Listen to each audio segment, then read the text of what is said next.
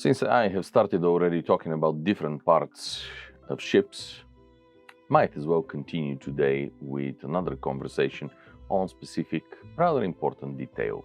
We spoke about the rudders and the outside examination, but let's talk a little bit about steering wheel and the emergence of the steering wheel. And one of the reasons why I'm beginning to talk about that is that all the time in so-called nautical fiction, I see people who do not know and start turning steering wheels under Captain Drake, under Captain Morgan, in all sorts of contexts, in which, of course, that would be inappropriate.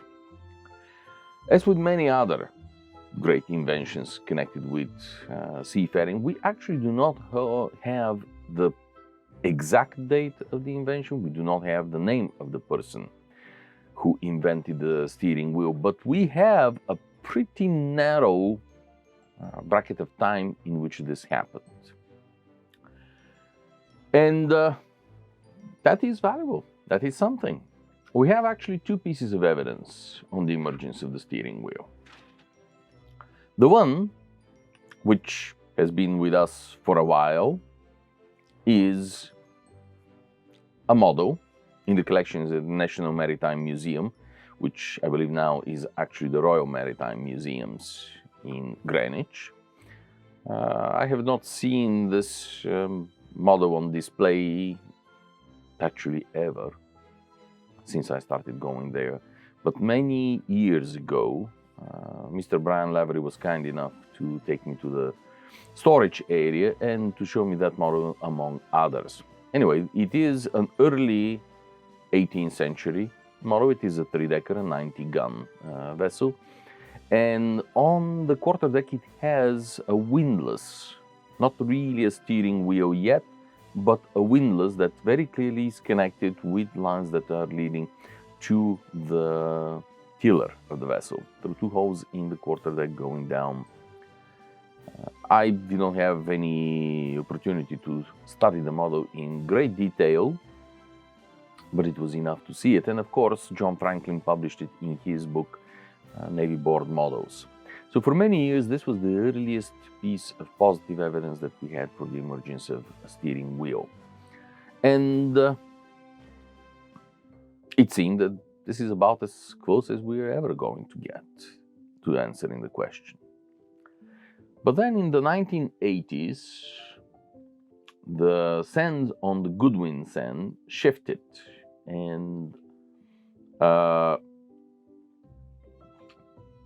fantastically well-preserved 17th century warship began to emerge. At the time when the sand started shifting, that ship was in far better condition, surviving than even Vasa. Unfortunately, things have changed, and the ship is disintegrating.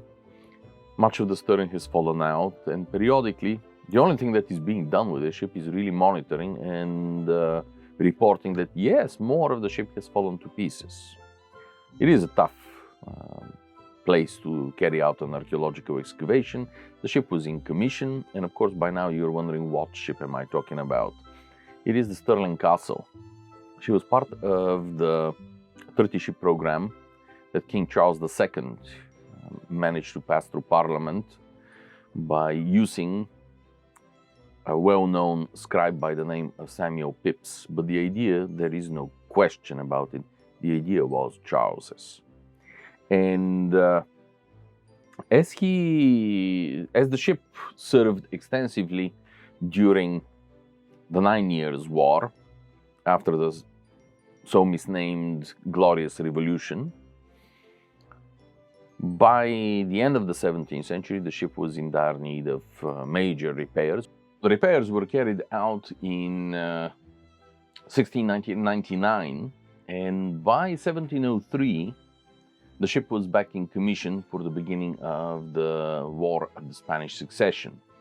And in November of 1703, the Great Storm, as we know, destroyed a significant number of Royal Navy vessels. One of them was the Stirling Castle. She was in full commission. She had 450 men aboard. Her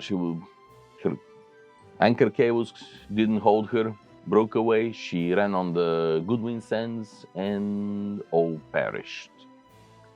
The sands covered the vessel, and that was that. Until the 1980s, when they shifted again, the vessel was uncovered, and ever since has been periodically visited by the monitoring authorities and the rights of the vessel. Quite a few interesting things have emerged from this wreck that are being gathered now and then, including a Rupertino gun. But for our conversation, the most interesting detail was actually a block that was found on the quarterdeck. It is elongated. You will see the image up here, and has two sheaves at an angle. And it was found exactly where there should be a steering wheel if the vessel had one. What is interesting and what is notable about this vessel, however, is that it still has the old roll for the whipstaff, and yet on the deck above it has already the double block for the lines of a steering wheel, which sort of pinpoints the date. The fact that she still carries the roll means that most likely this modification happened during her major repair. Therefore, we can date the switch from the whipstaff to the steering wheel, at least specifically for Stirling Castle, to 1699-ish, 1700s. That is about as close as we can get to the date of the introduction of the steering wheel at this stage. Unfortunately, the wheel itself has not survived, so we do not know whether it was a sort of a windlass type, the way it is on the Navy board model, or it was indeed an actual modern wheel.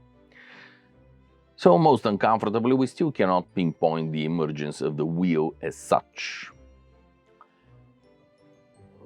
But it is clear that from the early 18th century onwards, certainly from the period of Queen Anne's reign onwards, at least in the Royal Navy, steering wheels were already in use. As with most great inventions, it is likely that it became universal quite quickly. And from there onwards, only slight modifications have happened to it, all the way until the 19th century, the invention of hydraulics, quadrants, etc., that changed the transmission of the rotating power and the control of the rudder. But as far as our inquiries here, nothing really major changed from there until the end of the age of sail. The modifications were slight. Here, for example, we have an example of a double wheel standing on two posts. I think it is obvious what the advantages of a steering wheel versus the old whipstaff is. First and foremost, you can put more people. On the whipstaff, you can't really put more than one, maybe two people at the most. The whipstaff on a large ship is inconvenient because the steersman cannot see where the ship is going and definitely cannot see the sails. Therefore, the only way that they can steer is by compass course, and that compass course is called to them from the quarterdeck by the officers. So the farther you remove the helmsman from the surrounding environment, the less quick is the vessel to respond.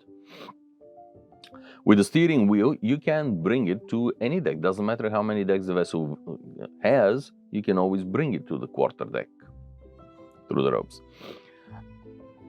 The model that you see here next to me, of course, is Boreas, which we have discussed ad nauseam in previous videos, back and forth. But this is the steering wheel from the model, and I frankly believe it to be incorrect. I believe that the frigate should have, in this time, this is the this is the American Revolutionary War period, and a frigate should only have one single steering wheel. Warships, ships of the line, large vessels already had double, but not frigates. In fact, if you look at the drawings from the National Maritime Museums, pardon me, nowadays I believe it is called Royal Maritime Museums. I keep on using the old name, as I keep on calling the National Archives by their old name, Public Record Office Archives. Some people do not move well with modern times, and I clearly am one of them. But the point that I was trying to make here is that all contemporary sources that we have are implying that the smaller vessels, frigates, sloops of war, etc., would have had single steering wheels in this period, and likely only ships of the line would have carried a double wheel. That changes by the time of the French Revolutionary War and the beginnings of the Napoleonic Wars. Of course, frigates have double steering wheels also. And with this, ladies and gentlemen, I would wish you a most wonderful day, and for once we'll complete this video in a fairly timely manner. Thank you so much for watching, liking, commenting, asking questions. I'll do my best to get back to answering as quickly as I can. Have a wonderful rest of your day.